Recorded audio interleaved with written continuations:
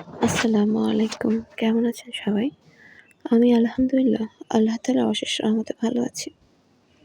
অস্থিরতা, মনের ব্যাকুলতা, মানুষের প্রতি তীব্র ঘৃণা, কষ্ট, দুঃখ, অশান্তি সবকিছু থেকেও যেন কিছু নেই, অপূর্ণতা। এগুলো অনেক কিছুই আমাদের জীবনে থাকে। অনেক সময় আমরা ভাবি, আমরা তো কিছুই করিনি। তাহলে কেন এত অস্থিরতা? কেন এত দুর্ভিক্ষ? মনের মধ্যে কেন কোনো শান্তি নেই? কেন চারিদিকে এত অশান্তি? তাই আমার ব্যক্তিগত জীবন থেকে যে জিনিসগুলোকে আমি নিজের জীবনে অ্যাকসেপ্ট করার পর থেকে, নিজের জীবনে রুলস বানানোর পর থেকে আমি ভালো থেকেছি, শান্তিতে থেকেছি। নিজের মনকে আমি স্থায়ীভাবে প্রশান্তিতে রাখতে পেরেছি। সেই ৫টি ভালো থাকার নিয়ম আমি আপনাদের সাথে শেয়ার করব। ভালো থাকার জন্য ৫টি নিয়ম মেনে চলুন। ১. ক্ষমা করতে শিখুন এবং মানুষকে ঘৃণা করা থেকে নিজেকে বিরত রাখুন। দেখবেন আপনার মনটা হালকা হয়ে যাবে, আর কষ্ট বা আপনার মনকে কোনো কিছুই ভারী করবে না। মানুষকে আপনি দেখবেন খুব সহজে এরপর থেকে মাফ করতে পারবেন, ক্ষমা করতে পারবেন। দেখবেন আপনি আর আগের মতো নেই। আপনার মন, মানসিকতা, মেজাজ কোনো কিছুই আগের মতো খিটমিটে হয়ে যাচ্ছে না। কোন অল্পতে আপনি রেগে যাচ্ছেন না। চেষ্টা করে দেখবেন এবং আপনার নিজের পরিবর্তন এবং অনুভূতিটা আপনি আমাদের সাথে শেয়ার করবেন প্লিজ। আপনাদের পরিবর্তন এবং অনুভূতি শোনার জন্য আমি অপেক্ষায় রইলাম। ২.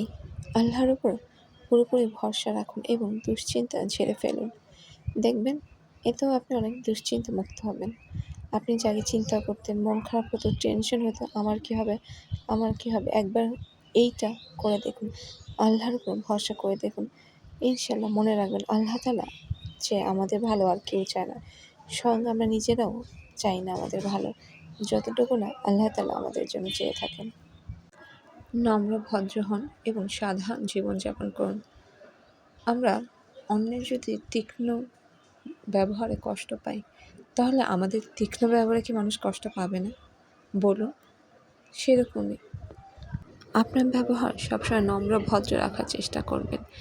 ওই ব্যক্তির সাথেও খারাপ ব্যবহার করবেন না, যে আপনার সাথে খারাপ ব্যবহার করে তার ব্যবহার দিয়ে আপনার চোখের পানি জায়নামাজে ফেলেছিলেন, যার ব্যবহার কারণে আপনি দীর্ঘশ্বাস ফেলেছিলেন এবং আল্লাহকে আকাশের দিকে তাকিয়ে বলেছিলেন, আমার কি দোষ ছিল? ওই ব্যক্তির সাথেও আপনি নম্র ভদ্র ব্যবহার করবেন।